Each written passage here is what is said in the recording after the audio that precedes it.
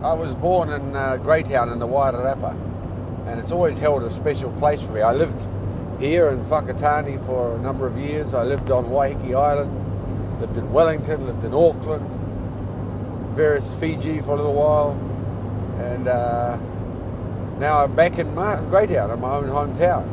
It's come the full cycle. Gonna pick me up a paper, remember someday you. Gonna pick me up a paper, go read me the someday you. You made that woman. Stefon Brown and I go back probably 30, 40 years in the music industry. We're both rock musicians in Wellington back in the 60s and 70s. And we've renewed our friendship in the last 10, 15 years, both having independently become Baha'is.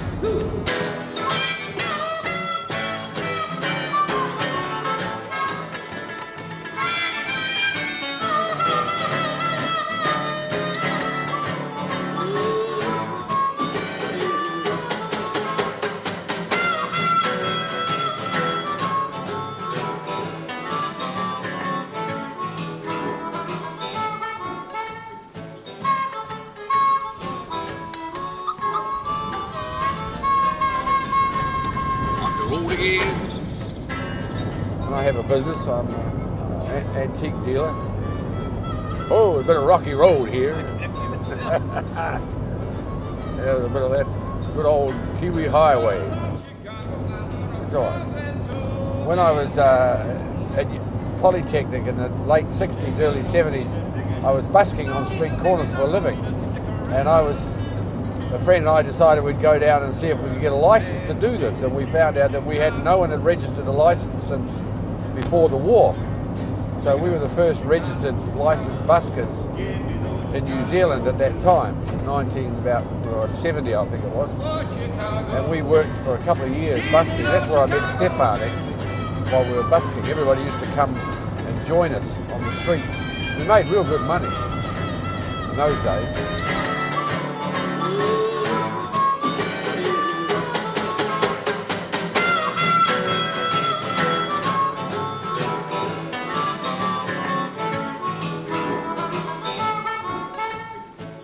Music's always been in my life. It's like spiritual side of me that's always been there.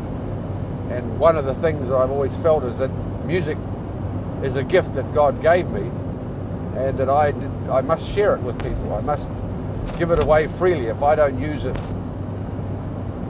wisely and unselfishly, then perhaps that gift may not stay with me. So one of the things I do on a regular basis is every single month for the last 15 years, I have entertained at least 2 or 3 of the old folks' homes in our region. I go there and give them a program of about 40 to 45 minutes of old-time music hall, wartime songs that they know and love. And I do that voluntarily. Give us your tide and wheat, and we will make it strong. Give us a simple song, and we will sing along. We are the golden Jews. We have no crust,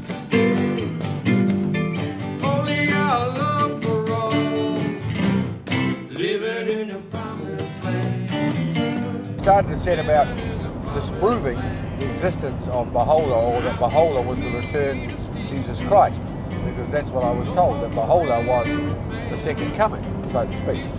I went out to disprove it, and the more I read, the more I realised that in fact he was exactly the same spirit that I'd experienced in Christianity, and that instead of disproving it, I came to believe the fact that Baha'u'llah was in fact the return of the Christ spirit for this day and age. So it was a natural progression for me to move from being a Christian to being a Baha'i.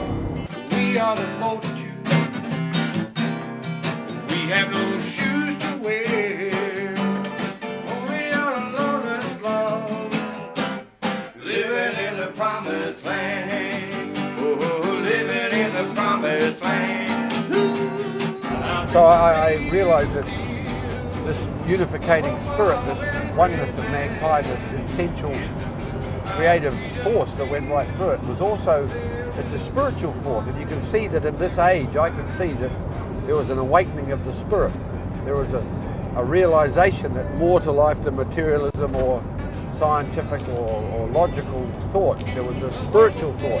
And having been a musician, it all makes sense. It's like the penny drop. And the music to me is kind of like that communication of the soul. And I think that on that level, musicians have always had this ability to communicate on a spiritual level, because there is a spirit. You know, they talk about soul music, gospel, spiritual music.